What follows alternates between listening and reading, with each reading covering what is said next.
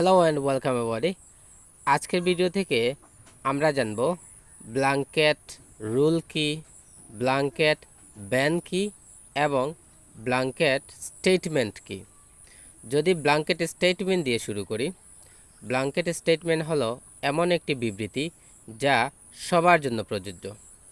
যেমন করোনার সময় সবাইকে মাস্ক পরতে হতো, এটা ছিল গভর্নমেন্টের ব্ল্যাঙ্কেট স্টেটমেন্ট। কিছু নিয়ম আছে, সবাইকে মানতে হয়। যদি স্কুল নিয়ে বলি, ইউনিফর্ম পরে যাওয়া এটা ব্ল্যাঙ্কেট রুল ফর স্কুল। স্কুলের জন্য ইউনিফর্ম নিয়ে যাওয়া হচ্ছে ব্ল্যাঙ্কেট রুল।